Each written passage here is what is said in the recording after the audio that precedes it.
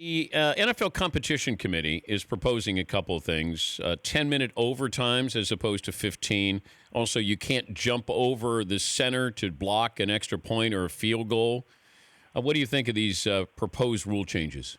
Well, that jump over the center thing is something that got us a few years ago whenever we played New England. It's a big deal for player safety, mostly because to do so, both of your tackles, your defensive tackles, have to lunge at the feet of the guards. So whenever the nose tackle or when the tackles lunge at the feet of the guards, there's a lot of pressure on people's knees, so then people can jump over. So it's not exactly the jump over that people want to eliminate. It's the diving at the ankles of the offensive guards who have to protect for us kickers back there. So I respect that move. I really enjoy watching an animal, though, jump over a center and block a kick. I mean, that's one of the most freaky athletic things to watch because you have to time it up perfectly. You have to be so explosive to make that happen and not touch anybody with the rule change they made last year.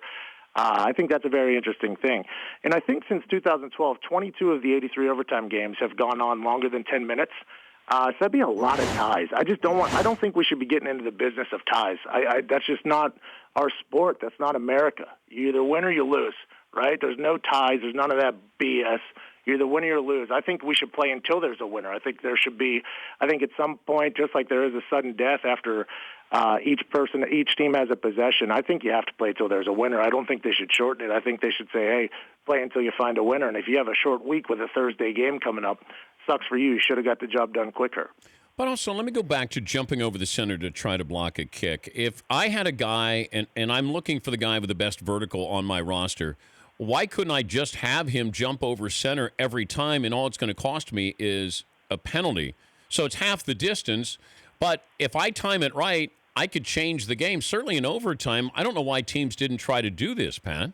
Well, we had it in our playbook a bunch, and the only thing you're risking, though, is if you get a penalty on that, you could possibly give up a first down, which 4 points is a big swing in every single game. So you're either going to get a field goal or a touchdown there if you give up a first down. Well, let's say it's an extra point.